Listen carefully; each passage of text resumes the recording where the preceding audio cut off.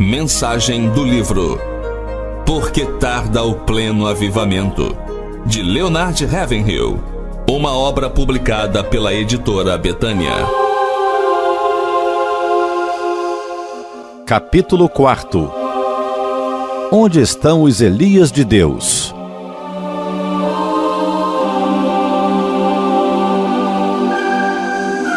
Onde está o Senhor, o Deus de Elias? Perguntamos, e a resposta é óbvia: onde sempre esteve, no seu trono. Mas onde estão os Elias de Deus? Sabemos que Elias foi um homem semelhante a nós, sujeito aos mesmos sentimentos, mas infelizmente não somos homens com corações semelhantes ao dele. Um homem que ora para Deus, ele é poderoso, mas hoje o Senhor está passando de largo pelos homens, não porque sejam imprestáveis, mas porque são por demais autossuficientes. Irmãos, nossa capacidade nos deixa incapacitados e nossos talentos constituem um tropeço para nós. Elias saiu da obscuridade e entrou no palco do Velho Testamento já homem feito. A rainha Jezabel, aquela filha do diabo, havia removido os sacerdotes de Deus e posto no lugar deles altares para os falsos deuses. A terra estava coberta de trevas e o povo envolto em escuridão espiritual.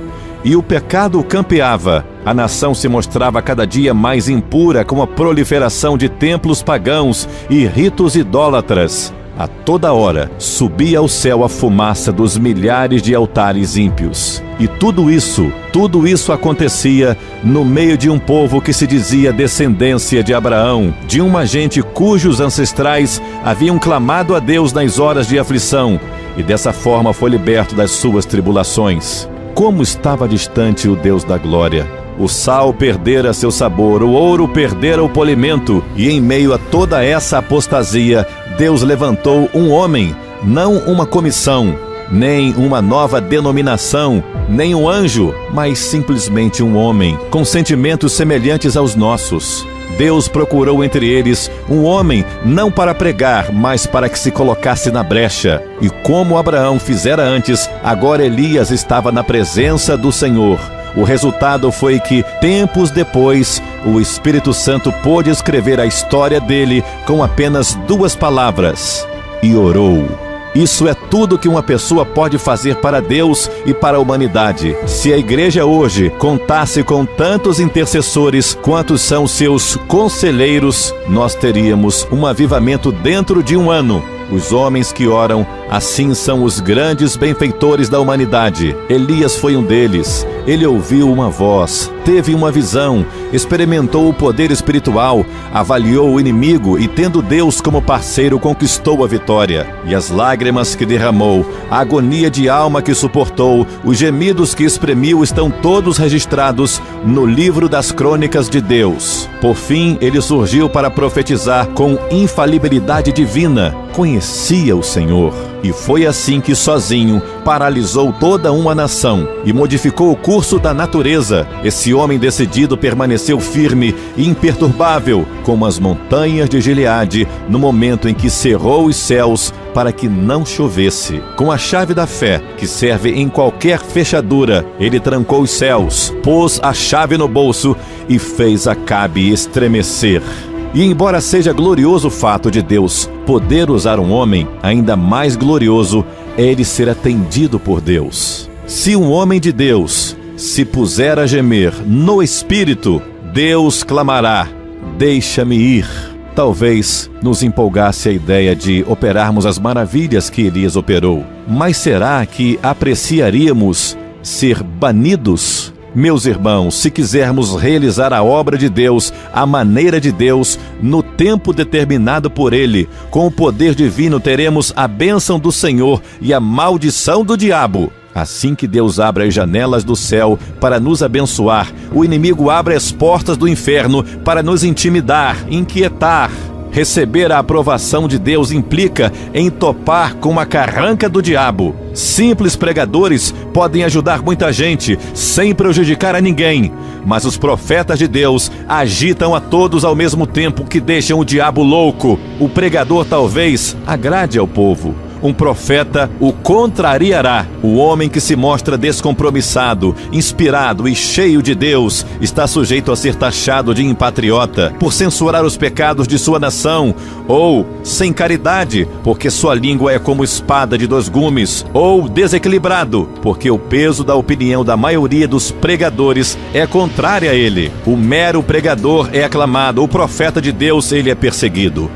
Ah, irmãos, pregadores, nós apreciamos imensamente os grandes santos de Deus do passado, os nossos missionários, mártires, reformadores, como Lutero, John Bunyan, Wesley e outros. Nós escrevemos as biografias deles, reverenciamos os seus feitos, nós elogiamos, erguemos-lhes memoriais. Fazemos qualquer coisa menos imitá-los. Apreciamos o sangue que eles derramaram, mas não deixamos que se derrame nem uma gota do nosso próprio sangue. João Batista conseguiu ficar 6 meses solto. Em nossos dias, numa de nossas cidades, nem ele nem Elias teriam vivido 1 mês apenas. Teriam sido presos antes disso, lançados numa prisão ou num hospital de doentes mentais, acusados de julgarem os outros e de não abrandarem um pouco a sua mensagem. Nossos evangelistas de hoje estão de olhos abertos contra o comunismo, mas não dizem uma palavra contra os outros ismos que inundam o país e o mundo.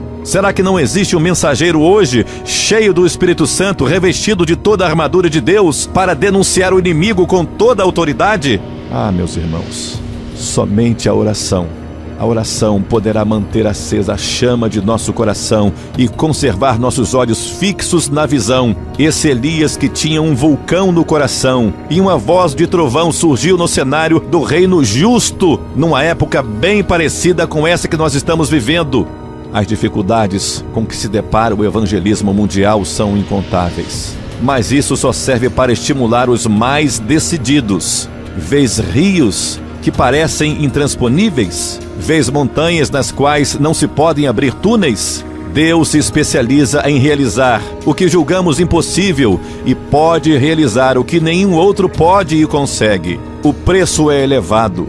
Deus não quer ser apenas o nosso sócio, quer ser o nosso proprietário. Elias viveu com Deus. Ele via o pecado da nação como Deus via. Entristecia-se por causa dele, do modo como Deus se entristecia. Repreendeu o pecado, do modo como Deus repreendia. Era fervoroso em suas orações e ardoroso em denunciar os males do povo. Sua pregação nada tinha de brandura, era repassada de fervor, e suas palavras abrasavam o coração das pessoas como um metal incandescente que lhes queimaria a pele. Mas o Senhor firma os passos do homem bom, e no seu caminho se compraz. Salmo 37, 23. E então Deus orientou Elias. Primeiro disse-lhe: esconde-te. Depois, vai, apresenta-te. Seria errado esconder-nos quando deveríamos estar repreendendo reis em nome do Senhor, assim como seria errado pregar quando o Espírito nos conclama a esperar no Senhor? Precisamos aprender a mesma lição que Davi. Somente em Deus, ó minha alma, espera silenciosa. Salmo 62, 5. Qual de nós teria coragem de pedir a Deus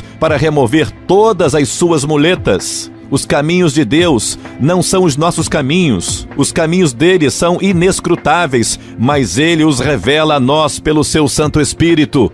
O Senhor mandou que Elias fosse para Querite e depois para Sarepta, para que o hospedasse num hotel de luxo? Não. Ele ordenou a esse profeta de Deus, a esse pregoeiro da justiça, que ficasse no lar de uma viúva pobre. E depois, no Monte Carmelo, Elias fez uma oração que é uma obra-prima de concisão.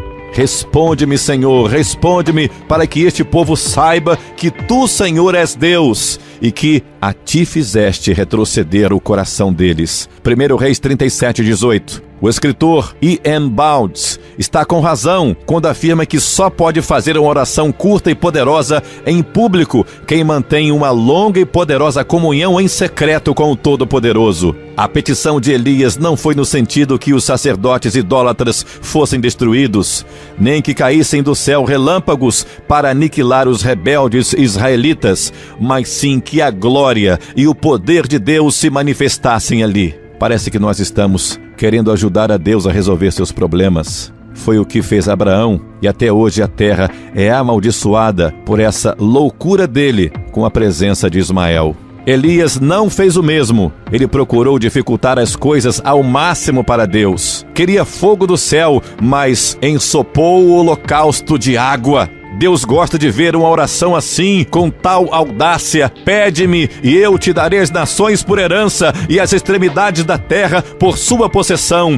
Salmo 2, versículo 8. Oh, meus irmãos, pastores, ministros, nossas orações, em grande parte, não passam de conselhos que estamos tentando dar para Deus. Elas são caracterizadas pelo egoísmo, pois nossas petições são em nosso favor ou de nossas denominações. Que Deus corrija isso em nós. Nossa meta deve ser apenas Deus. É sua honra que está sendo vituperada, é o seu bendito Filho quem está sendo ignorado, suas leis que estão sendo transgredidas, seu nome profanado, seu livro esquecido, sua casa está se tornando um círculo social. O momento em que Deus precisa exercitar mais paciência com seus filhos é quando estes estão orando.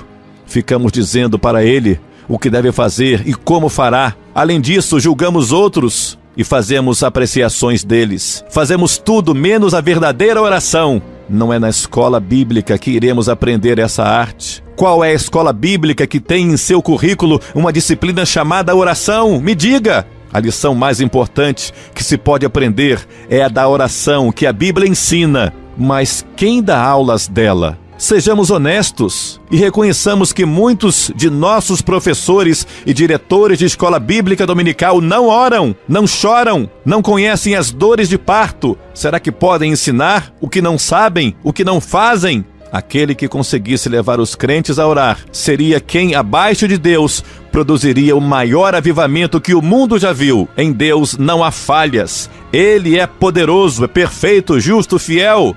É poderoso para fazer conforme o seu poder que opera em nós. O problema de Deus hoje não é o comunismo, nem a Igreja Apostólica Romana, nem o liberalismo, nem o modernismo. Não, nada disso. O grande problema da obra hoje é o obreiro. Que o Senhor tenha misericórdia de nós.